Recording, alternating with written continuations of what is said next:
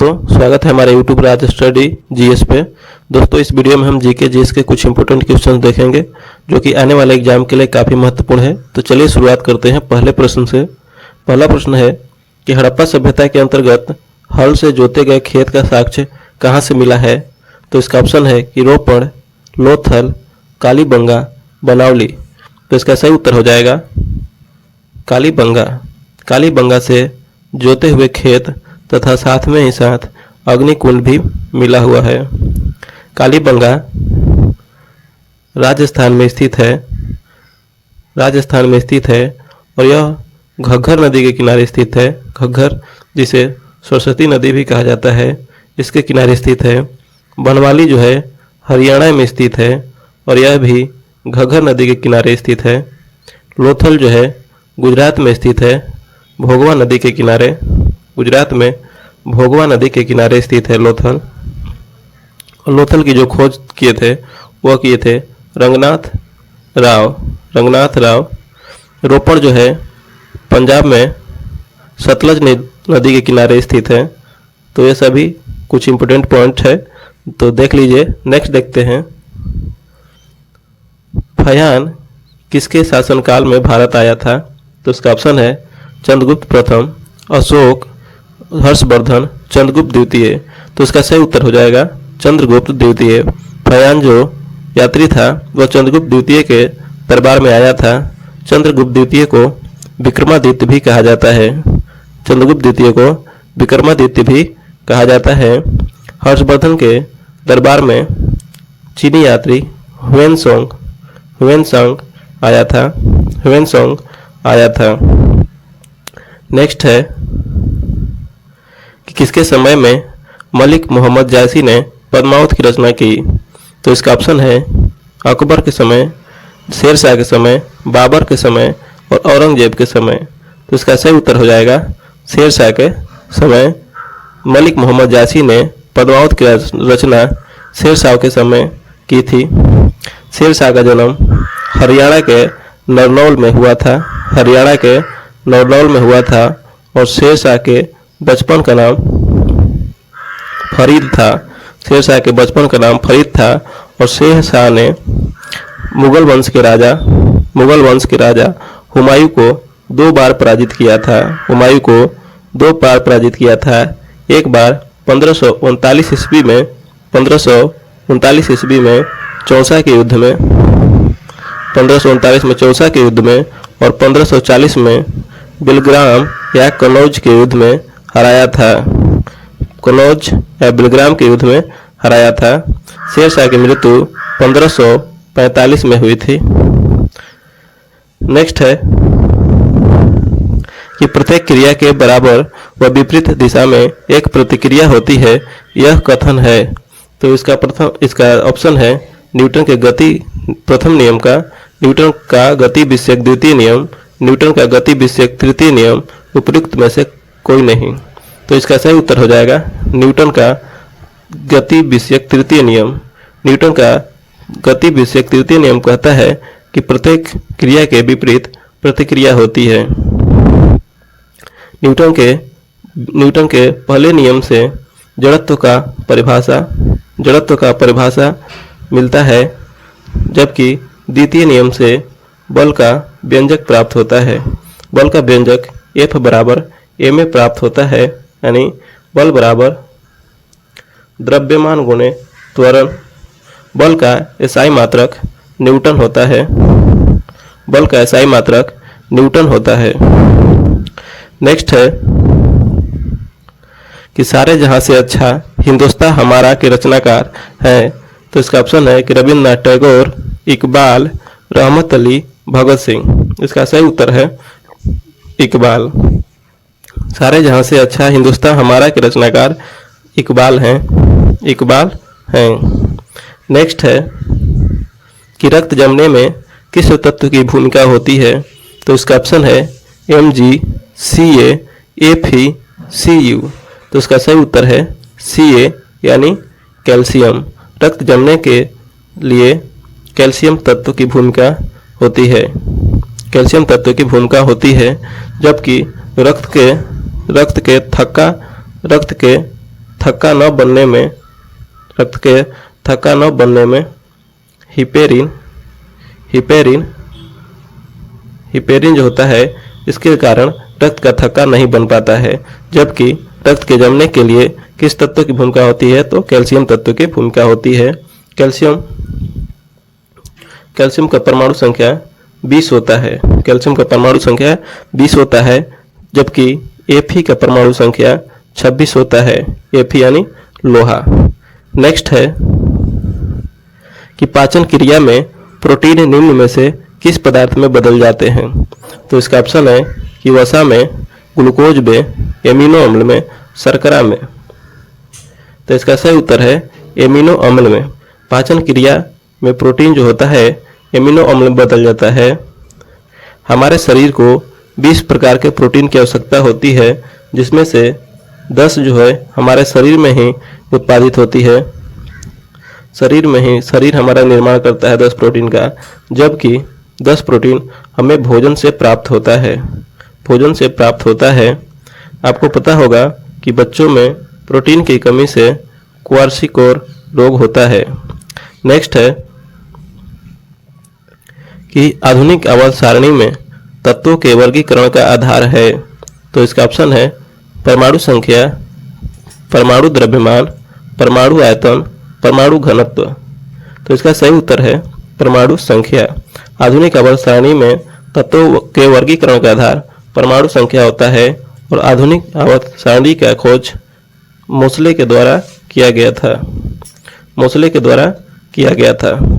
Next है कि हमारी छोड़ी हुई सांस की हवा में कार्बन डाइऑक्साइड की मात्रा लगभग कितनी होती है? तो इसका ऑप्शन है कि 4%, 8%, 12% और 16%। तो इसका सही उत्तर है 4%। हमारी छोड़ी हुई सांस की हवा में कार्बन डाइऑक्साइड की मात्रा जो है 4% होती है। जब हम सांस लेते हैं तो हम सांस के द्वारा 78% नाइट्रोजन, 21% ऑक्सीजन तथा 0.03% CO2 लेते हैं, जबकि छोड़ते समय CO2 4% छोड़ते हैं। नेक्स्ट है कि भक्ति आंदोलन को दक्षिण भारत से लाकर उत्तर भारत तक प्रचारित करने का श्रेय किसे दिया जाता है? तो इसका ऑप्शन है कि शंकराचार्य, रामानुज, रामानंद और कबीर। तो इसका सही उत्तर है रामानंद को भक्ति आंदोलन को दक्षिण भारत से उत्तर भारत लाने के लिए श्रेय दिया जाता है, और कबीर जो थे रामानंद के शिष्य थे कबीर।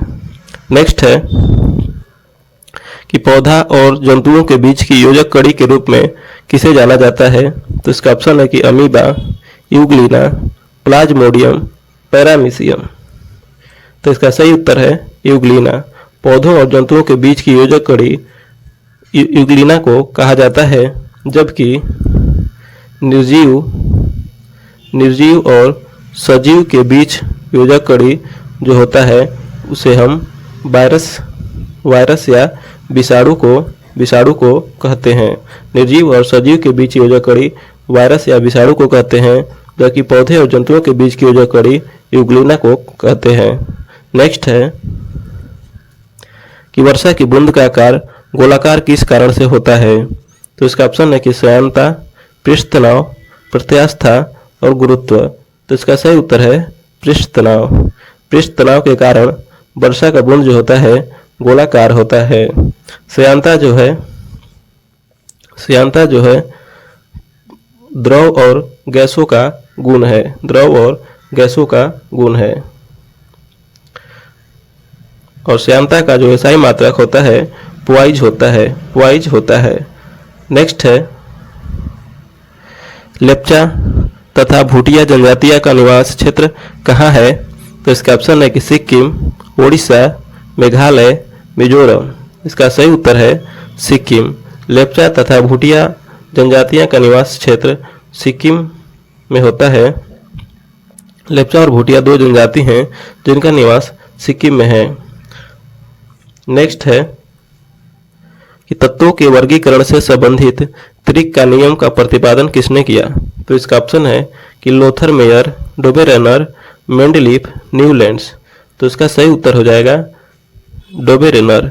डोबेरेनर ने तत्वों के वर्गीकरण से संबंधित त्रिक नियम दिया था, जबकि तत्वों के वर्गीकरण से संबंधित अष्टक नियम न्यूलैंड के द्वारा दिया गया था।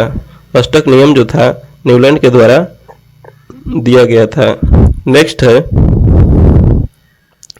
कि भारत के सर्वाधिक क्षेत्र पर किस प्रकार की मिट्टी का विस्तार पाया जाता है।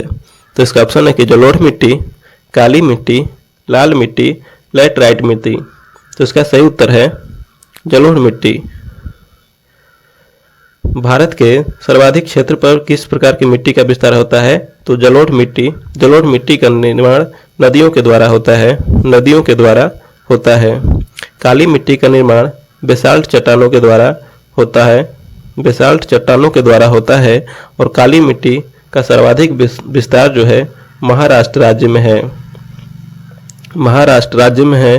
काली मिट्टी को हम रेंगुर मिट्टी भी कहते हैं, काली मिट्टी को हम रेंगुर मिट्टी कहते हैं तथा यह कपास के उत्पादन के लिए काफ़ी ज़्यादा उपयुक्त है।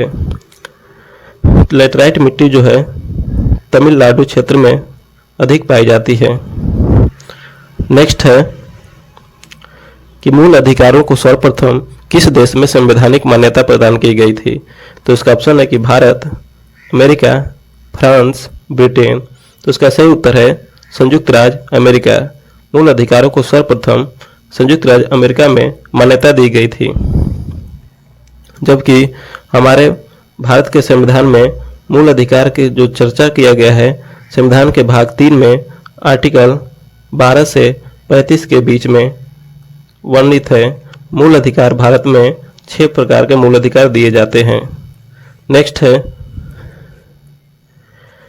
कि भारतीय संविधान में राज्य के नीति निर्देशक तत्व ग्रहण किए गए हैं। तो इसका ऑप्शन है कि ब्रिटेन से, आयरलैंड से, पूर्व सोवियत संघ से और फ्रांस से। तो इसका सही उत्तर है आयरलैंड से। हमारे संविधान में नीति निर्देशक तत्व को आयरलैंड से ग्रहण किया गया है, जबकि आयरलैंड ने स्पेन से राज्य के नीति निर्देशक तत्व को ग्रहण किया था। राज्य के नीति निर्देशक तत्व की जो हमारे संविधान में वर्णन है संविधान के भाग 4 में आर्टिकल 36 से 51 के बीच में वर्णित है। 36 से 51 के बीच में वर्णित है। फ्रांस से हम लोग बंधुत्व शब्द को ग्रहण किए थे। रूस से मौलिक कर्तव्य लिए थे, रूस से मौलिक कर्तव्य, जबकि ब्रिटेन से संसदीय व्यवस्था जो है हम ब्रिटेन से ग्रहण किए थे। नेक्स्ट है कि भारतीय संविधान के अनुसार संघ की कार्यपालिका शक्तियां किसमें निहित होती है। तो इसका ऑप्शन है कि प्रधानमंत्री, राष्ट्रपति, संसद, मंत्रिपरिषद। तो इसका सही उत्तर है राष्ट्रपति। संविधान के अनुसार जो है संघ की कार्यपालिका शक्ति राष्ट्रपति में निहित होती है, जबकि वास्तविक शक्ति प्रधानमंत्री के पास होती है, प्रधानमंत्री के पास होती है। प्रधानमंत्री की जो नियुक्ति होती है राष्ट्रपति के द्वारा की जाती है, प्रधानमंत्री की नियुक्ति राष्ट्रपति के द्वारा की जाती है और प्रधानमंत्री मंत्रिपरिषद की बैठक की अध्यक्षता करता है। नेक्स्ट है कि भारतीय संविधान की कौन सी विशेष व्यवस्था इंग्लैंड से ली गई है। तो इसका ऑप्शन है कि संसदीय प्रणाली, संघीय प्रणाली, मूल अधिकार, सर्वोच्च न्यायपालिका।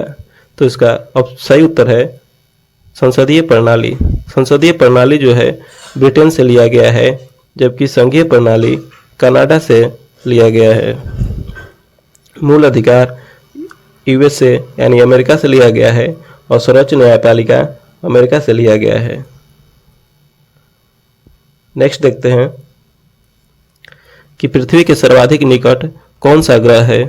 तो इसका ऑप्शन है कि शुक्र, बुध, मंगल, बृहस्पति।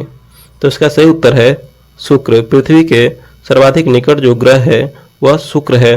शुक्र को सांझ का तारा, भोर का तारा तथा पृथ्वी का बहिन के रूप में भी जाना जाता है।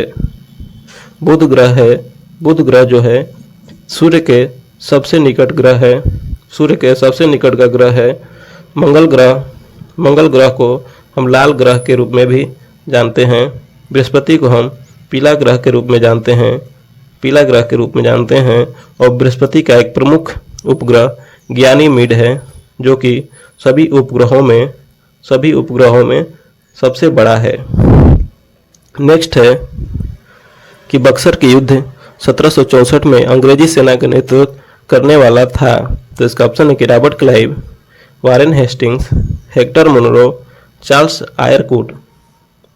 तो इसका सही उत्तर है हेक्टर मुनरो। बक्सर के युद्ध के समय अंग्रेजी सेना का नेतृत्व हेक्टर मुनरो कर रहा था, जबकि दूसरी तरफ मीर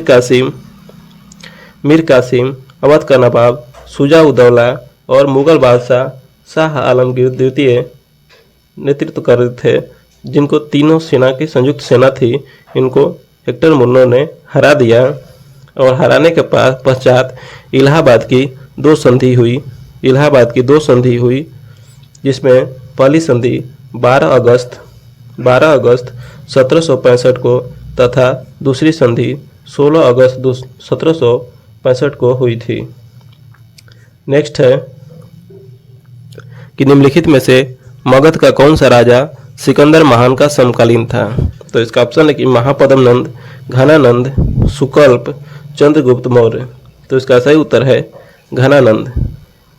घनानंद सिकंदर का समकालीन था। घनानंद नंद वंश का शासक था और नंद वंश के संस्थापक महापद्म नंद थे। घनानंद को चंद्रगुप्त मौर्य ने हराकर मगध पे मौर्य वंश की स्थापना किया था। नेक्स्ट है कि ध्रुवों की तरफ जाने पर अक्षांश रेखाओं के व्यास की प्रकृति कैसी होती है। तो इसका ऑप्शन है कि यह स्थिर रहता है, यह घटता है, यह बढ़ता है, पहले घटता है पुनः बढ़ता है।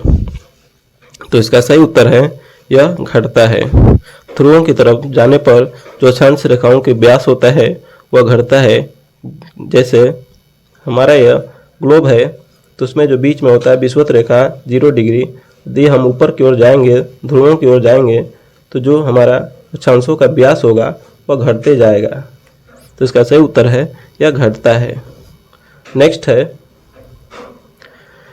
कि नवीन जलोढ़ मिट्टी को अन्य किस नाम से जाना जाता है। तो इसका ऑप्शन है कि खादर, बांगर, कल्लर, रेंगुर। तो इसका सही उत्तर है खादर। नवीन जलोढ़ मिट्टी को हम खादर के नाम से भी जाने जाते हैं, जबकि पुरानी जलोढ़ मिट्टी को हम बांगर के रूप में जाना जाता है। जलोढ़ मिट्टी का निर्माण नदियों के द्वारा होता है। नेक्स्ट है कि निम्नलिखित में से किस पर्वतमाला को सह्याद्री के नाम से भी जाना जाता है। तो इसका ऑप्शन है कि सतपुड़ा, पश्चिमी घाट, पूर्वी घाट, अरावली। तो इसका सही उत्तर है पश्चिमी घाट। पश्चिमी घाट को हम सह्याद्री के नाम से भी जानते हैं और पश्चिमी घाट को 3 भागों में बांटा गया है। पहला भाग को उत्तरी सह्याद्री, दूसरे भाग को मध्य सह्याद्री तथा तीसरे भाग को दक्षिणी सह्याद्री कहा जाता है। उत्तरी सह्याद्री जो है महाराष्ट्र में स्थित है, मध्य सह्याद्री कर्नाटक में स्थित है और दक्षिणी सह्याद्री तमिलनाडु और केरल राज्य में स्थित है। नेक्स्ट है दोस्तों इस वीडियो कि कशेरुक जंतु के शरीर का सर्वाधिक कठोर भाग होता है। तो इसका ऑप्शन है कैरोटीन, हड्डी, इनामिल, खोपड़ी। तो इसका सही उत्तर हो जाएगा इनेमिल। इनेमिल जो होता है शरीर का सबसे कठोर भाग होता है। हड्डी का अध्ययन को ऑस्टियोलॉजी कहा जाता है। और मनुष्य के शरीर में 206 हड्डियां पाई जाती है। नेक्स्ट है कि एक वृक्ष की आयु का पता किसके द्वारा लगाया जा सकता है। तो इसका ऑप्शन है कि इसकी ऊंचाई मापकर, वार्षिक बलयों की गिनती करके, शाखाओं की संख्या गिनकर आयु मापने का कोई तरीका नहीं है। तो इसका सही उत्तर है वार्षिक बलयों की गिनती करके। हम किसी भी वृक्ष के आयु का पता उसके वार्षिक बलयों की गिनती करके कर सकते हैं। नेक्स्ट है कि लोकसभा की अधिकतम सदस्य संख्या कितनी हो सकती है। तो इसका ऑप्शन है 543, 545, 547, 552। तो इसका सही आंसर है 552। लोकसभा की अधिकतम संख्या 552 होता है और लोकसभा के जो प्रथम अध्यक्ष थे गणेश वासुदेव मावलंकर थे। गणेश वासुदेव मावलंकर वर्तमान में लोकसभा के अध्यक्ष ओम बिड़ला हैं। वर्तमान में लोकसभा के अध्यक्ष ओम बिड़ला हैं। नेक्स्ट देखते हैं कि हिस्टोलॉजी शब्द का प्रयोग सबसे पहले किसने किया। तो इसका ऑप्शन है कि mayor, Schleiden, Robert Hooke, Memon. तो इसका सही उत्तर है मेयर। हिस्टोलॉजी शब्द का प्रयोग सबसे पहले मेयर के द्वारा किया गया। हिस्टोलॉजी जो है उत्तक विज्ञान को कहा जाता है। हिस्टोलॉजी जो है उत्तक विज्ञान को कहा जाता है। स्लाइडेन एंड स्वान ने सबसे पहले कोशिका सिद्धांत दिया था। स्लाइडेन एंड स्वान ने सबसे पहले कोशिका सिद्धांत दिया था, जबकि रॉबर्ट हुक ने 1665 ईस्वी में सबसे पहले कोशिका की खोज किया था। नेक्स्ट है कि कौन सा मेघ वायुमंडल में सर्वाधिक ऊंचाई पर निर्मित होता है। तो इसका ऑप्शन है कि पच्छाद मेघ, स्तरीय मेघ, कपासी मध्य मेघ, वर्षा स्तरीय मेघ। तो इसका सही उत्तर है पच्छाद मेघ। पच्छाद मेघ जो होता है वायुमंडल में सर्वाधिक ऊंचाई पर स्थित होता है और इसे मोतियों का माला भी कहते हैं पच्छाद मेघ को। कपासी मेघ जो होता है यह गोभी के आकार का दिखता है। ऐसे होता है कपासी मेघ। नेक्स्ट है कि आंख के किस भाग पर वस्तु का प्रतिबिंब बनता है। तो इसका ऑप्शन है प्यूपिल, कार्निया, आइरिस, रेटिना। तो इसका सही उत्तर है रेटिना। आंख के किस भाग पर वस्तु का प्रतिबिंब बनता है। तो रेटिना पर बनता है। जो प्रतिबिंब बनता है, जो उसकी जो प्रकृति होती है वास्तविक और उल्टा होता है। वो उल्टा होता है। जो हमारे रेटिना पर प्रतिबिंब बनता है उसकी प्रकृति जो होती है वास्तविक और उल्टा होता है। कार्निया के बारे में हम देखेंगे तो हम जब आँख को दान करते हैं तो हम कार्निया को ही दान में दिया जाता है। नेक्स्ट है कि मानव त्वचा को रंग देने वाला वर्णक है। तो इसका ऑप्शन है मेलानिन, रेडोप्सिन, आइडास्पिन, एंथ्रोसाइनिन। तो इसका सही उत्तर है मेलानिन। मानव त्वचा को रंग प्रदान करने वाला वर्णक मेलानिन होता है। मेलानिन के वजह से ही आदमी गोरा और काला होता है। त्वचा जो है, त्वचा का अध्ययन डर्मेटोलॉजी कहा जाता है। त्वचा का अध्ययन। नेक्स्ट है कि एक ग्रह की अपने कक्ष में सूर्य से अधिकतम दूरी को क्या कहा जाता है।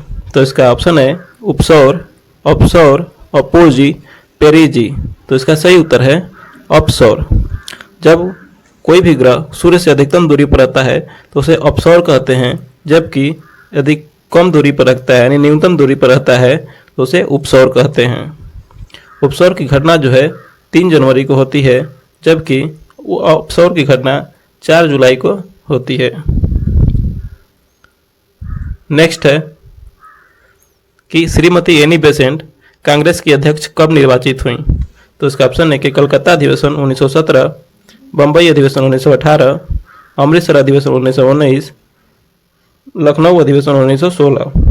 तो इसका सही उत्तर है कलकत्ता अधिवेशन 1917 में कांग्रेस की पहली महिला जो अध्यक्ष थी एनी बेसेंट कलकत्ता अधिवेशन 1917 में निर्वाचित हुई थी। लखनऊ अधिवेशन में एसी मजूमदार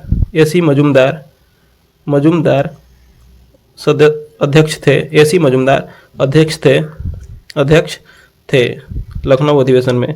नेक्स्ट है कि भारतीय राष्ट्रीय कांग्रेस के 1905 के बनारस अधिवेशन के अध्यक्ष कौन थे। तो इसका ऑप्शन है कि सुरेंद्र नाथ बनर्जी, फिरोज शाह मेहता, गोपाल कृष्ण गोखले, दीनसा बाचा। तो इसका सही उत्तर है गोपाल कृष्ण गोखले। भारतीय राष्ट्रीय कांग्रेस के 1950 के बनारस अधिवेशन के अध्यक्ष गोपाल कृष्ण गोखले थे और इसी अधिवेशन में बंगाल विभाजन जो 1905 में हुआ था उसकी निंदा की गई थी।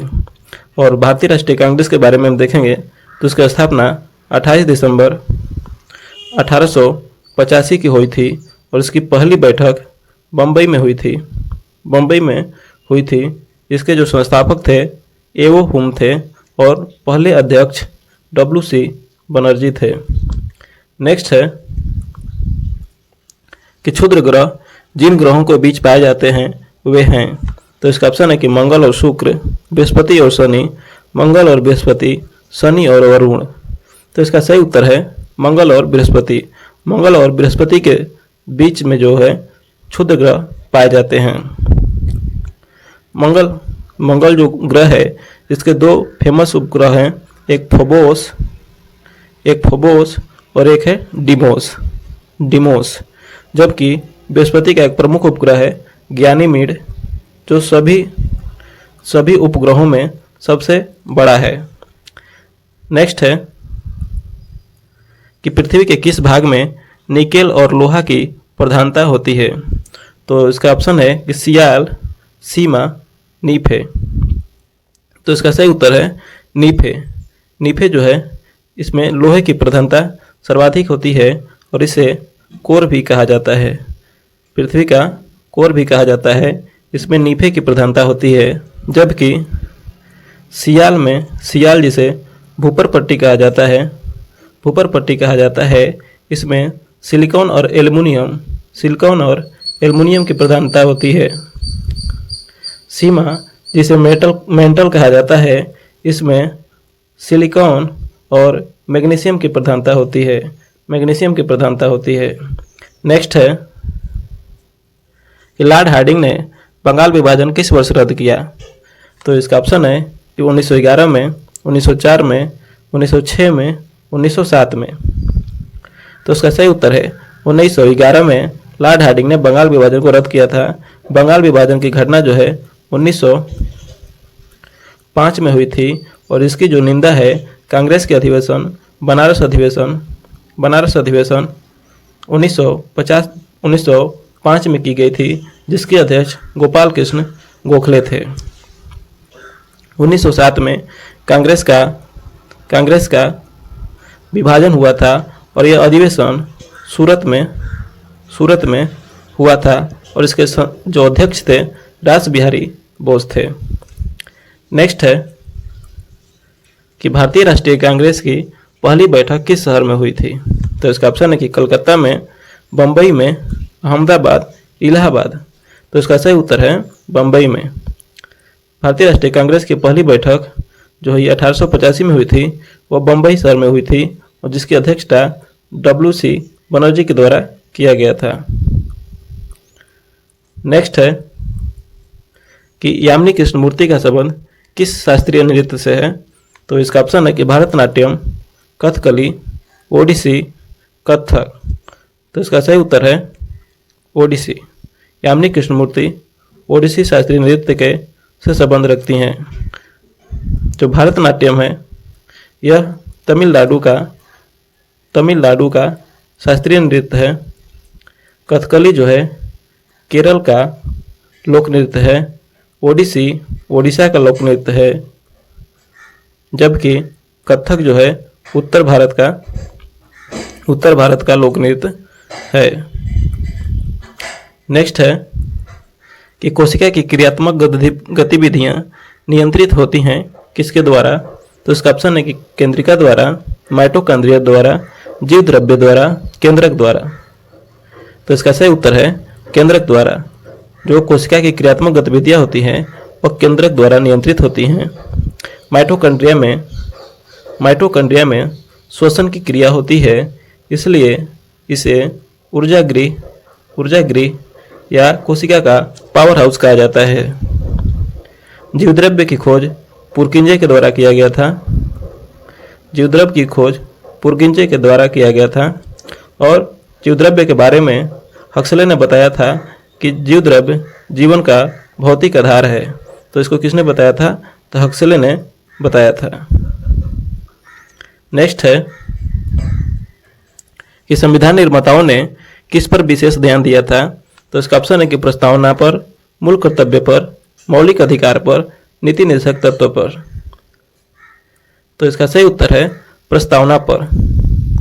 संविधान निर्माताओं ने विशेष ध्यान प्रस्तावना पर दिए थे, और प्रस्तावना जो है अमेरिका से लिया गया है, अमेरिका से लिया गया है, जबकि प्रस्तावना की भाषा जो है ऑस्ट्रेलिया से लिया गया है। मूल कर्तव्य रसिया से यानी रूस से लिया गया है। मौलिक अधिकार यूएसए यानी अमेरिका से लिया गया है, जबकि नीति निर्देशक तत्व आयरलैंड के संविधान से लिया गया है। तो सभी इम्पोर्टेंट पॉइंट है, इसको भी आप याद कर लें। नेक्स्ट है कि मुगल कालीन शासकों में किस शासक का काल को चित्रकारी का स्वर्ण काल कहा जाता है? तो इसका ऑप्शन है कि अकबर, जहांगीर, शाहजहां, औरंगजेब। तो इसका सही उत्तर है जहांगीर। जहांगीर के शासनकाल को चित्रकारी का स्वर्ण काल कहा जाता है। नेक्स्ट है कि वंशागति के अध्ययन से संबंधित जीव विज्ञान की शाखा है? तो इसका ऑप्शन है कि कोशिका विज्ञान, उद्द विकास, आनुवांशिकी, शारीरिक। तो इसका सही उत्तर है आनुवांशिकी। वंशागति के अध्ययन से संबंधित जीव विज्ञान की शाखा जो है वह आनुवांशिकी है, जबकि कोशिका विज्ञान का जो अध्ययन है उसे साइटोलॉजी कहा जाता है, साइटोलॉजी कहा जाता है, और इसको इंग्लिश में जेनेटिक्स बोला जाता है। नेक्स्ट है कि कौन सा तत्व ब्रह्मांड में सर्वाधिक मात्रा में है? तो इसका ऑप्शन है कि नाइट्रोजन, हाइड्रोजन, ऑक्सीजन, सिलिकॉन। तो इसका सही उत्तर है हाइड्रोजन। कौन सा तत्व ब्रह्मांड में सर्वाधिक मात्रा में है? तो वो है हाइड्रोजन। जबकि यदि हम वायुमंडल में बात करेंगे, जबकि हम वायुमंडल में देखेंगे तो इसमें सर्वाधिक मात्रा में जो तत्व हैं नाइट्रोजन है, नाइट्रोजन है, जबकि ब्रह्मांड में हाइड्रोजन है। नेक्स्ट है कि निम्न में किसे भविष्य का ईंधन कहा जाता है? तो इसका ऑप्शन है कि हाइड्रोजन, मीथेन, प्राकृतिक गैस, एथेनॉल। तो इसका सही उत्तर है हाइड्रोजन। हाइड्रोजन को हम भविष्य का ईंधन कहते हैं। हाइड्रोजन का जो परमाणु संख्या होता है 1 होता है। हाइड्रोजन के 3 समस्थानिक होते हैं, 3 समस्थानिक होते हैं। एक होता है प्रोटियम, ड्यूटेरियम और ट्राइटेरियम। नेक्स्ट है कि साधारण नमक का रासायनिक नाम निम्नलिखित में से क्या है? तो इसका ऑप्शन है कि calcium carbonate, sodium carbonate, sodium chloride. तो इसका सही उत्तर है सोडियम क्लोराइड। साधारण नमक का रासायनिक नाम सोडियम क्लोराइड और इसका रासायनिक सूत्र NaCl होता है, NaCl होता है। नेक्स्ट है 1919 में जालियांवाला बाग हत्याकांड कहाँ पर हुआ? तो इसका ऑप्शन है कि अमृतसर, नागपुर, चंडीगढ़ और कोलकाता। तो इसका सही उत्तर हो जाएगा अमृतसर। 13 अप्रैल 1919 को जालियांवाला बाग हत्याकांड 13 अप्रैल 1919 को जालियांवाला बाग हत्याकांड हुआ, जिसमें हजारों लोगों की मृत्यु हो गई और इसके जांच के लिए हंटर कमीशन का गठन किया गया था। इसके जांच के लिए हंटर कमीशन का गठन किया गया था। तो चलिए आगे देखते हैं। अगला प्रश्न है कि लघु हिमालय श्रेणी के ढालों पर मिलने वाले छोटे छोटे घास के मैदानों को उत्तराखंड में क्या कहा जाता है? तो इसका ऑप्शन है दून, मर्ग, चोस, बुग्याल या प्यार। तो इसका सही उत्तर है बुग्याल या प्यार। जो घास का मैदान जो मिलता है उत्तराखंड में उसे बुग्याल या प्यार कहा जाता है। हिमालय को 3 भागों में बांटा गया है। सबसे पहला है बृहद हिमालय, उसके बाद है मध्य हिमालय, उसके बाद है बाह्य हिमालय। हिमालय को 3 भागों में बांटा गया है। आगे देखते हैं कि किस अधिनियम में पहली बार भारत के लिए संघीय संरचना प्रस्तुत की गई? तो इसका ऑप्शन है कि 1909 का अधिनियम, 1919 का अधिनियम, 1935 का अधिनियम और 1947 का अधिनियम। तो इसका सही उत्तर हो जाएगा 1935 का अधिनियम। 1935 के अधिनियम में पहली बार संघीय संरचना की बात कही गई और 1935 के अधिनियम में ही लोक सेवा आयोग का गठन भी किया गया। लोक सेवा आयोग का गठन भी किया गया। 1919 के अधिनियम को मार्ले मिंटो सुधार कहा जाता है। उसके बाद 1919 के अधिनियम को लॉर्ड चेम्सफोर्ड सुधार कहा जाता है। 1919 के अधिनियम को। आगे देखते हैं कि गांधी इरविन समझौता 5 मार्च 1931 किससे संबंधित है। तो इसका ऑप्शन है कि भारत छोड़ो आंदोलन से, सविनय अवज्ञा आंदोलन से, असहयोग खिलाफत आंदोलन से, रौलेट एक्ट आंदोलन से। तो इसका सही उत्तर हो जाएगा सविनय अवज्ञा आंदोलन से। जब सविनय अवज्ञा आंदोलन शुरुआत हुई तो उसको समाप्त करने के लिए गांधी और इरविन के बीच समझौता हुआ। भारत छोड़ो आंदोलन जो है 1942 ईस्वी में हुआ, सविनय अवज्ञा आंदोलन 1930 ईस्वी में हुआ और असहयोग और खिलाफत आंदोलन 1920 ईस्वी में हुआ असहयोग आंदोलन। और रौलेट एक्ट आंदोलन जो है 1919 में हुआ। रौलेट एक्ट आंदोलन रौलेट एक्ट के विरोध में हुआ था, जिसे बिना अपील बिना दलील का कानून कहा जाता था। इसमें किसी भी व्यक्ति को शक के आधार पर पकड़ा जाता था। आगे देखते हैं,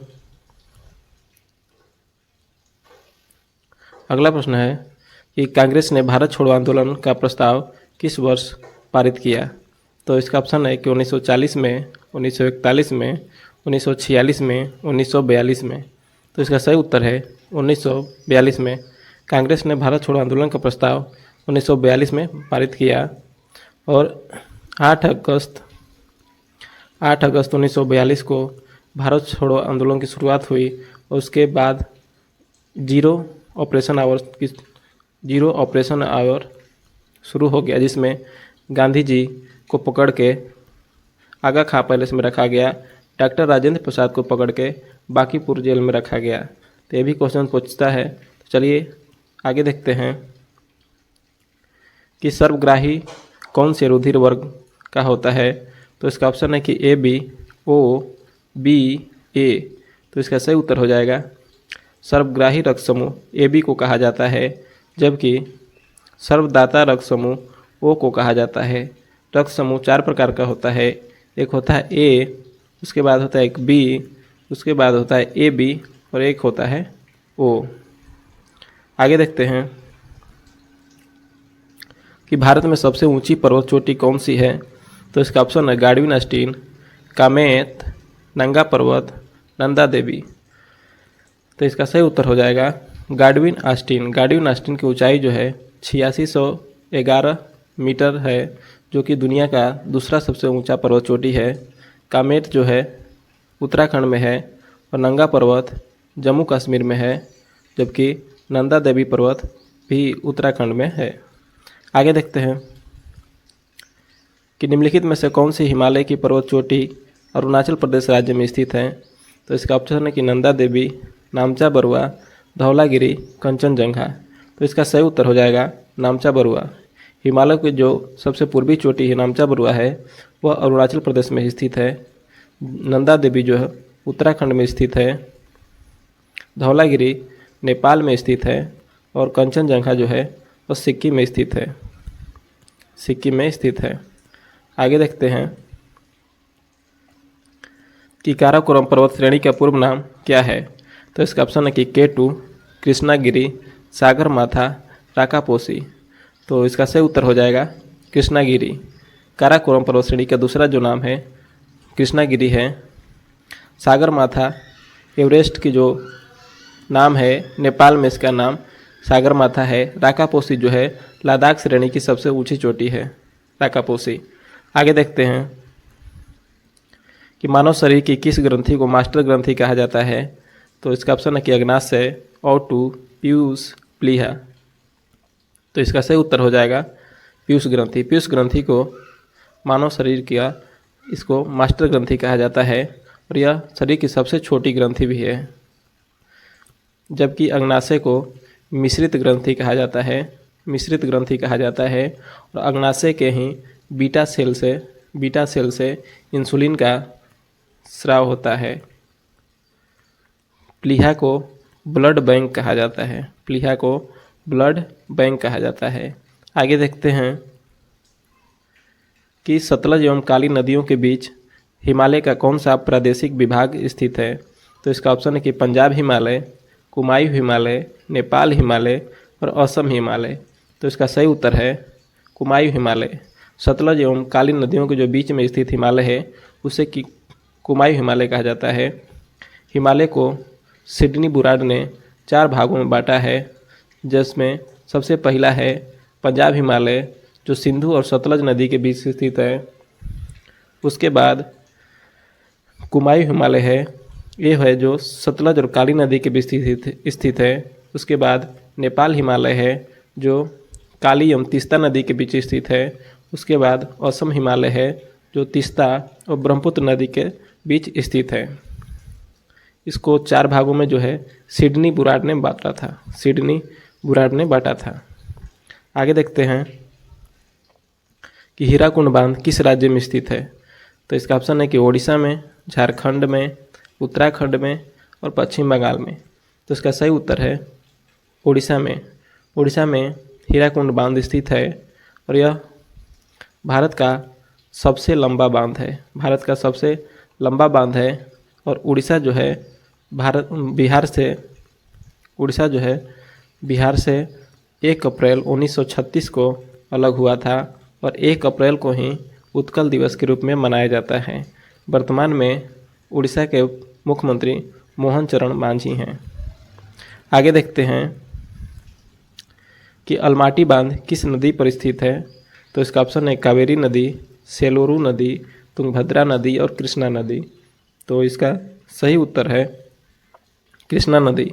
अलमाटी बांध जो है कृष्णा नदी पर स्थित है और कृष्णा नदी दक्षिण भारत की दूसरी सबसे बड़ी नदी है। और कृष्णा नदी के किनारे ही विजयवाड़ा, जो कि आंध्र प्रदेश में है, विजयवाड़ा स्थित है। तो साथ में इसको भी याद करके चलिए। आगे देखते हैं कि भारत का सबसे ऊंचा नदी बांध कौन सा है। तो इसका ऑप्शन है कि हीराकुंड, भाखड़ा नगर, सरदार सरोवर और टिहरी बांध। तो इसका सबसे सही उत्तर है टिहरी बांध। ऐसे ऊंचा बांध भाखड़ा नगर भी है, लेकिन भारत का सबसे ऊंचा नदी बांध टिहरी बांध है। और भाखड़ा नगर बांध जो है यह पंजाब में स्थित है और भाखड़ा नगर बांध जो है सतलज नदी पर बांधा गया है, सतलज नदी पर बांधा गया है। नेक्स्ट देखते हैं कि हीराकुंड बांध किस नदी पर स्थित है। तो इसका ऑप्शन है कि दामोदर नदी, बराकर नदी, हुगली नदी और महानदी। तो इसका सही उत्तर है महानदी। हीराकुंड बांध महानदी पर स्थित है और यह भारत का सबसे लंबा बांध है और यह उड़ीसा में स्थित है। आगे देखते हैं कि प्रधानमंत्री की नियुक्ति कौन करता है। तो इसका ऑप्शन है कि राष्ट्रपति, लोकसभा अध्यक्ष, राज्यसभा का सभापति और उपराष्ट्रपति। तो इसका सही उत्तर हो जाएगा राष्ट्रपति। प्रधानमंत्री की जो नियुक्ति है आर्टिकल 75 के तहत इनकी नियुक्ति राष्ट्रपति के द्वारा की जाएगी और प्रधानमंत्री के पद की चर्चा संविधान के अनुच्छेद 74 में वर्णित है। आगे देखते हैं कि भारत के केंद्रीय मंत्रिपरिषद की बैठक की अध्यक्षता कौन करता है। तो इसका ऑप्शन है कि राष्ट्रपति, उपराष्ट्रपति, प्रधानमंत्री और मंत्रिपरिषद के सदस्य बारी बारी से। तो इसका सही उत्तर हो जाएगा प्रधानमंत्री। जो केंद्रीय मंत्रिपरिषद की जो बैठक की अध्यक्षता होता है प्रधानमंत्री करता है और यह लोकसभा का नेता भी होता है। जो बहुमत दल का जो पार्टी का जो नेता होता है प्रधानमंत्री ही होता है और मंत्रिपरिषद की बैठक की अध्यक्षता भी प्रधानमंत्री करता है। आगे देखते हैं कि मंत्रिपरिषद में कितने स्तर के मंत्री होते हैं। तो इसका ऑप्शन है कि 1, 2, 3, 4। तो इसका सही उत्तर है 3। मंत्रिपरिषद में 3 स्तर के मंत्री होते हैं। पहला होता है कैबिनेट मंत्री, दूसरा होता है राज्य मंत्री और तीसरा होता है उप मंत्री। आगे देखते हैं कि भारत में हिमालय की सर्वोच्च पर्वत चोटी है। तो इसका ऑप्शन है कि नंदा देवी, नंगा पर्वत, कंचनजंगा, धौलागिरी। तो इसका सही उत्तर हो जाएगा कंचनजंगा। भारत में हिमालय की सर्वोच्च चोटी जो है कंचनजंगा है और यह भारत के सिक्किम राज्य में स्थित है। ऐसे ओवरऑल देखेंगे तो हिमालय की सर्वोच्च चोटी एवरेस्ट है, जो कि नेपाल में स्थित है। नंदा देवी उत्तराखंड में है, नंगा पर्वत जम्मू कश्मीर में है और धौलागिरी नेपाल में स्थित है। नेक्स्ट देखते हैं कि असहयोग आंदोलन को क्यों निलंबित किया गया। तो इसका ऑप्शन है कि गांधी जी की अस्वस्थता के कारण, हिंदू और मुसलमानों के बीच मतभेदों के कारण, नेतागणों के बीच मतभेदों के कारण, चौरी चौरा में हुई हिंसक घटना के कारण। तो इसका सही उत्तर हो जाएगा चौरी चौरा में हुई हिंसक घटना के कारण। असहयोग आंदोलन 1 अगस्त 1920 को शुरू हुआ, जिसका नेतृत्व महात्मा गांधी के द्वारा किया जा रहा था, और 5 फरवरी 1922 को चौरी चौरा कांड हुआ। चौरी चौरा में 22 पुलिसकर्मियों को जिंदा जला दिया गया, जिससे प्रभावित होकर गांधी जी ने असहयोग आंदोलन को वापस ले लिया। आगे देखते हैं कि पीयूष ग्रंथि के अत्यधिक हार्मोन स्राव से शरीर पर क्या प्रभाव पड़ता है। तो इसका ऑप्शन है कि लंबाई में अत्यधिक वृद्धि होती है, शरीर में असंतुलित विकास होता है, शरीर का टेढ़ा मेढ़ा होना, और इनमें से कोई नहीं। तो इसका सही उत्तर हो जाएगा शरीर में असंतुलित विकास। पीयूष ग्रंथि से निकलने वाले हार्मोन्स जिसका नाम STH है, जिसके कारण अगर ये स्राव इसका अधिक होता है तो शरीर में असंतुलित विकास होता है, यदि कम होता है तो मानव का शरीर बौनापन हो जाएगा। STH का फुल फॉर्म होता है स्टिमुलेटिंग हार्मोन्स। आगे देखते हैं कांग्रेस का 1929 का अधिवेशन जिसमें पूर्ण स्वराज्य का लक्ष्य घोषित किया गया था, कहाँ पर हुआ। तो इसका ऑप्शन है कि बम्बई में, कलकत्ता में, लाहौर में, मद्रास में। तो इसका सही उत्तर है लाहौर में। 1929 का जो लाहौर में अधिवेशन हुआ था, इसकी अध्यक्षता जवाहरलाल नेहरू के द्वारा किया गया, और इसमें पूर्ण स्वराज का की कौन सी रचना जंतु कोशिका को वनस्पति कोशिका से विभेदित करती है, यानी अलग करती है। तो इसका ऑप्शन है कि राइबोसोम, माइटोकॉन्ड्रिया, सेंट्रोमियर और सेंट्रियोल। तो इसका सही उत्तर हो जाएगा सेंट्रियोल। सेंट्रियोल जो होता है केवल जंतु कोशिका में पाया जाता है, केवल जंतु कोशिका में पाया जाता है, या वनस्पति कोशिका में नहीं पाया जाता है। तो यही कारण है कि जंतु कोशिका को वनस्पति कोशिका से यह अलग करता है। आगे देखते हैं कि कोशिका में राइबोसोम की अनुपस्थिति में निम्न में से कौन सा कार्य संपादित नहीं होगा। तो इसका ऑप्शन है कि श्वसन, उत्सर्जन, प्रोटीन संश्लेषण और कार्बोहाइड्रेट संश्लेषण। तो इसका सही उत्तर हो जाएगा प्रोटीन संश्लेषण। कोशिका में अगर राइबोसोम न हो तो प्रोटीन संश्लेषण की क्रिया नहीं होगी। प्रोटीन संश्लेषण की क्रिया जो राइबोसोम में ही होती है। नेक्स्ट देखते हैं कि कोशिका का ऊर्जा गृह किसको कहा जाता है। तो इसका ऑप्शन है कि गोल्गी कॉय, न्यूक्लियोस, माइटोकॉन्ड्रिया और राइबोसोम। तो इसका सही उत्तर हो जाएगा माइटोकॉन्ड्रिया। माइटोकॉन्ड्रिया को कोशिका का ऊर्जा गृह या पावर हाउस कहा जाता है, क्योंकि इसी में श्वसन की क्रिया होती है। जो कोशिका में श्वसन की क्रिया होती है वो माइटोकॉन्ड्रिया में होती है, और इसी से कोशिका को ऊर्जा की प्राप्ति होती है, इसलिए इसे पावर हाउस ऑफ कोशिका या ऊर्जा गृह कहा जाता है। नेक्स्ट देखते हैं कि निम्नलिखित में से कौन सा सबसे बड़ा कोशिकांग है। तो इसका ऑप्शन है कि गुणसूत्र, माइटोकॉन्ड्रिया, प्लास्टिड, गाल्गी काय। तो इसका सही उत्तर हो जाएगा गाल्गी काय। गाल्गी काय कोशिकांग, सबसे बड़ा कोशिकांग गाल्गी काय है। नेक्स्ट देखते हैं कि कोशिका में प्रोटीन संश्लेषण कहाँ होता है। तो इसका ऑप्शन है गोल्गी काय में, राइबोसोम में, माइटोकॉन्ड्रिया में, सेंट्रोसोम में। तो इसका सही उत्तर हो जाएगा राइबोसोम में। प्रोटीन का संश्लेषण राइबोसोम में और श्वसन की क्रिया माइटोकॉन्ड्रिया में होता है। नेक्स्ट देखते हैं कि पादप कोशिका का सबसे बाहरी आवरण क्या कहलाता है। तो इसका ऑप्शन है कि कोशिका झिल्ली, कोशिका भित्ति, टोनोप्लास्ट, अंतःप्रदबयी जालिका। तो इसका सही उत्तर हो जाएगा कोशिका भित्ति। पादप कोशिका का सबसे बाहरी आवरण जो होता है कोशिका भित्ति कहलाता है, और यह सेल्यूलोज का बना होता है। सेल्यूलोज का बना होता है कोशिका भित्ति। यह केवल पादप कोशिका में पाया जाता है, केवल पादप कोशिका में पाया जाता है।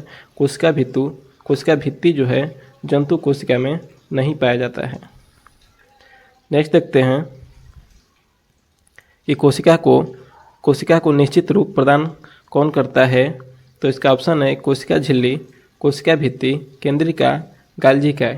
तो इसका सही उत्तर है कोशिका भित्ति। कोशिका भित्ति ही कोशिका को एक निश्चित रूप प्रदान करता है और यह केवल पादप कोशिका में पाया जाता है और यह सेल्यूलोज का बना होता है।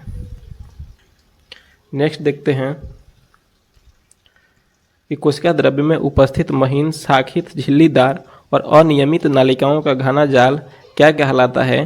तो इसका ऑप्शन है कि गाल्जिकाय, माइटोकॉन्ड्रिया, राइबोसोम, अंतःप्रद्रव्यी जालिका। तो इसका सही उत्तर है अंतःप्रद्रव्यी जालिका। जो झिल्लीदार और अनियमित नालिकाओं का घना जाल होता है वह अंतःप्रद्रव्यी जालिका होता है। नेक्स्ट देखते हैं कि प्रोटीन निर्माण का सक्रिय स्थल कौन सा है। तो इसका ऑप्शन है कि लाइसोसोम, राइबोसोम, माइटोकॉन्ड्रिया, गाल्जिकाय। तो इसका सही उत्तर हो जाएगा प्रोटीन का निर्माण जो हो जाएगा सही उत्तर राइबोसोम। प्रोटीन का जो निर्माण होता है वो राइबोसोम में ही होता है, जबकि श्वसन की क्रिया माइटोकॉन्ड्रिया में होती है। नेक्स्ट देखते हैं कि कौन सा कोशिकांग केवल पादप कोशिकाओं में पाया जाता है। तो इसका ऑप्शन है कि कोशिका भित्ति, लवक, रिक्तिका और उपयुक्त सभी। तो इसका सही उत्तर हो जाएगा उपयुक्त सभी। कोशिका भित्ति, लवक, रिक्तिका ये तीनों जो है केवल पादप कोशिका में पाया जाता है, जबकि यह तीनों जंतु कोशिका में नहीं पाया जाता है। नेक्स्ट देखते हैं कि कोशिकीय श्वसन का सक्रिय स्थल है। तो इसका ऑप्शन है कि गोल्जिकाय, माइटोकॉन्ड्रिया, राइबोसोम और लाइसोसोम। तो इसका सही उत्तर हो जाएगा माइटोकॉन्ड्रिया। श्वसन की जो क्रिया होती है माइटोकॉन्ड्रिया में होती है, इसीलिए इसको ऊर्जागृह या पावर हाउस ऑफ कोशिका कहा जाता है। पावर हाउस ऑफ कोशिका कहा जाता है। नेक्स्ट देखते हैं कि अवर्णी लवक मुख्यतः पाए जाते हैं। तो इसका ऑप्शन है जड़ों की कोशिका में, तनों की कोशिकाओं में, पत्तियों की कोशिकाओं में, फूलों की कोशिकाओं में। तो इसका सही उत्तर है जड़ों की कोशिकाओं में।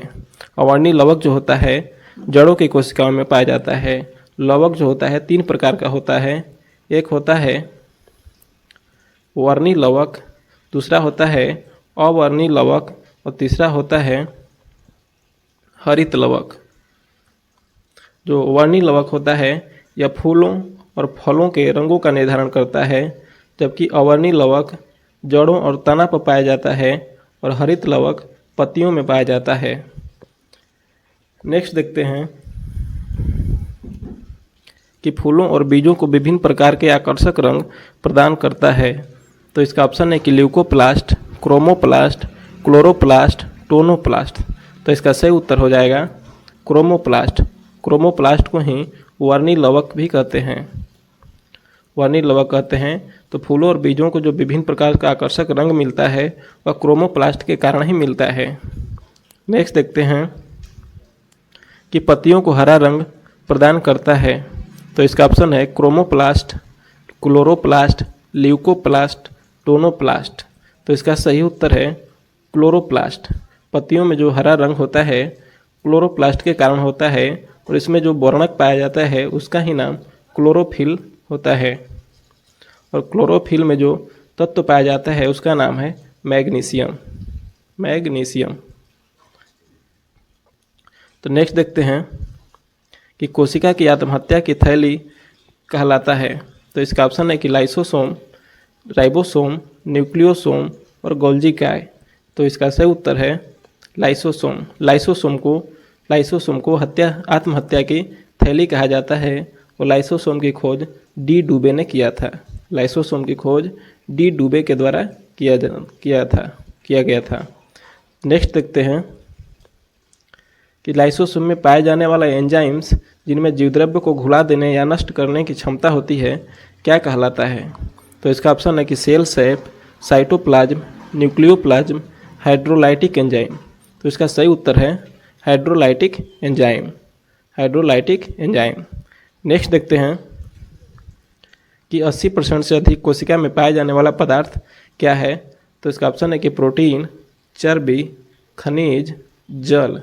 तो इसका सही उत्तर हो जाएगा जल। जो कोशिका में 80% जो पदार्थ पाया जाता है वह जल होता है और कोशिका की खोज 1665 में रॉबर्ट हुक के द्वारा किया गया था।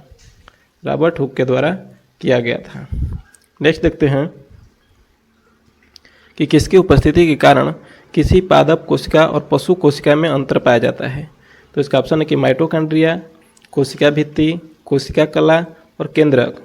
तो इसका सही उत्तर हो जाएगा कोशिका भित्ति। कोशिका भित्ति के कारण ही पादप कोशिका और पशु कोशिका में अंतर पाया जाता है। नेक्स्ट देखते हैं कि निम्नलिखित में से कौन सा कोशिकांग डीएनए रखता है? तो इसका ऑप्शन है कि सेंट्रियोल, गोल्गी, लाइसोसोम, माइटोकॉन्ड्रिया। तो इसका सही उत्तर हो जाएगा माइटोकॉन्ड्रिया। माइटोकॉन्ड्रिया में डीएनए पाया जाता है। माइटोकॉन्ड्रिया में डीएनए पाया जाता है। माइटोकॉन्ड्रिया को कोशिका का ऊर्जा गृह या पावर हाउस ऑफ कोशिका कहा जाता है और इसमें श्वसन की क्रिया होती है। नेक्स्ट देखते हैं कि कौन सा कोशिकांग प्रोटीन संश्लेषण में प्रमुख भूमिका निभाता है? तो इसका ऑप्शन है कि लाइसोसोम और सेंट्रोसोम, एंडोप्लाज्मिक रेटिकुलम एवं राइबोसोम, गोल्गी उपकरण एवं माइटोकॉन्ड्रिया, लाइसोसोम एवं माइटोकॉन्ड्रिया। तो इसका सही उत्तर हो जाएगा एंडोप्लाज्मिक रेटिकुलम एवं राइबोसोम। प्रोटीन संश्लेषण की जो क्रिया होती है एंडोप्लाज्मिक रेटिकुलम एवं राइबोसोम में ही होती है। नेक्स्ट देखते हैं कि कौन सा अंगक प्रायः जंतु कोशिका में उपस्थित नहीं होता है? तो इसका ऑप्शन है लौबक, गोल्गी, माइटोकॉन्ड्रिया और अंतःप्रदबयी जालिका। तो इसका सही उत्तर हो जाएगा लौबक। लौबक जो होता है केवल पादप कोशिका में पाया जाता है, यह जंतु कोशिका में नहीं पाया जाता है। नेक्स्ट है कि माइटोकॉन्ड्रिया किसमें अनुपस्थित होता है? तो इसका ऑप्शन है कि ईस्ट में, कवक में, जीवाणु में, हरे शैवाल में। तो इसका सही उत्तर हो जाएगा जीवाणु में। जीवाणु में माइटोकॉन्ड्रिया नहीं पाया जाता है। और जीवाणु जो होता है यह प्रोकैरियोटिक कोशिका का उदाहरण है। प्रोकैरियोटिक कोशिका का उदाहरण है, ठीक, कोशिका का उदाहरण है। और जीवाणु में ही माइटोकॉन्ड्रिया अनुपस्थित होता है। आगे देखते हैं कि जीव द्रव्य शब्द का प्रयोग सर्वप्रथम किसने किया था? तो इसका ऑप्शन है कि डार्विन ने, पुरकिंजे ने, जॉन रे ने, एचिसन ने। तो इसका सही उत्तर हो जाएगा पुरकिंजे ने। जीव द्रव्य शब्द का जो सर्वप्रथम प्रयोग किया था पुरकिंजे के द्वारा किया गया था। नेक्स्ट है कि जीव द्रव्य जीवन का भौतिक आधार है, यह कथन किसका है? तो इसका ऑप्शन है कि हेनरी, लेमार्क, हक्सले, ट्रेविनर्स। तो इसका सही उत्तर हो जाएगा हक्सले का। जीव द्रव्य जीवन का भौतिक आधार है, हक्सले के द्वारा कहा गया था। नेक्स्ट है कि डीएनए के द्विहेलिक्स प्रारूप को पहली बार किसने प्रस्तावित किया था? तो इसका ऑप्शन है कि वाटसन तथा क्रिक ने, फिशर तथा हाल्डानी ने, लेमार्क तथा डार्विन ने, ह्यूगो डी ब्रिज ने। तो इसका सही उत्तर हो जाएगा वाटसन क्रिक ने। डीएनए के द्विहेलिक्स प्रारूप को वाटसन तथा क्रिक ने पहली बार प्रस्तावित किया था। नेक्स्ट देखते हैं कि न्यूक्लियस की खोज सर्वप्रथम किसने की थी? तो इसका ऑप्शन है कि लीवेनहॉक, स्वान, हम्फ्रिस्टर और ब्राउन। तो इसका सही उत्तर हो जाएगा ब्राउन। न्यूक्लियस की खोज सर्वप्रथम ब्राउन ने किया था, जबकि कोशिका का सिद्धांत जो है, कोशिका सिद्धांत स्लाइडेन और स्वान के द्वारा दिया गया। स्लाइडेन और स्वान के द्वारा दिया गया था। नेक्स्ट देखते हैं कि कोशिका की क्रियात्मक गतिविधियां नियंत्रित होती है। तो इसका ऑप्शन है कि केंद्रिका द्वारा, माइटोकॉन्ड्रिया द्वारा, जीवद्रव्य द्वारा, केंद्रक द्वारा। तो इसका सही उत्तर हो जाएगा केंद्रक द्वारा। कोशिका की जो भी क्रियात्मक गतिविधियां होती हैं केंद्रक द्वारा ही नियंत्रित होती हैं। नेक्स्ट देखते हैं कि गुणसूत्र शब्द प्रदान किया गया था किसके द्वारा? तो इसका ऑप्शन है कि हम्फ्रिस्टर के द्वारा, वाल्डियर के द्वारा, सूटन के द्वारा, वैगनर के द्वारा। तो इसका सही उत्तर हो जाएगा वाल्डियर के द्वारा। गुणसूत्र शब्द जो है वाल्डियर के द्वारा ही प्रदान किया गया था। अगला प्रश्न है कि अंतःप्रदबयी जालिका की खोज किसने की थी? तो इसका ऑप्शन है कि सूटन ने, पोर्टर ने, वाटसन ने और रॉबर्ट्स ने। तो इसका सही उत्तर हो जाएगा पोर्टर ने। अंतःप्रद्रव्य जालिका की खोज पोर्टर के द्वारा किया गया था। नेक्स्ट है कि इलेक्ट्रॉन सूक्ष्मदर्शी की खोज किसने की थी? तो इसका ऑप्शन है कि नॉल तथा रस्का ने, स्लाइडेन तथा स्वान ने, फ्लेमिंग तथा ब्राउन ने, वाटसन तथा क्रिक ने। तो इसका सही उत्तर हो जाएगा नॉल तथा रस्का ने। इलेक्ट्रॉन सूक्ष्मदर्शी की खोज नॉल तथा रस्का के द्वारा किया गया था, जबकि कोशिका सिद्धांत स्लाइडेन एवं स्वान के द्वारा दिया गया था और डीएनए का double helix model Watson and Crick के द्वारा प्रतिपादित किया गया था। नेक्स्ट है कि वास्तविक केंद्रक किसमें अनुपस्थित होता है? तो इसका ऑप्शन है कि जीवाणुओं में, हरे शैवाल में, कवकों में, लाइकेनों में। तो इसका सही उत्तर हो जाएगा जीवाणुओं में। जीवाणुओं में वास्तविक केंद्रक अनुपस्थित होता है। अगला प्रश्न है कि सर्वाधिक संख्या में गुणसूत्र पाए जाते हैं। तो इसका ऑप्शन है कि गन्ना में, आलू में, मनुष्य में और फियोगुलस में।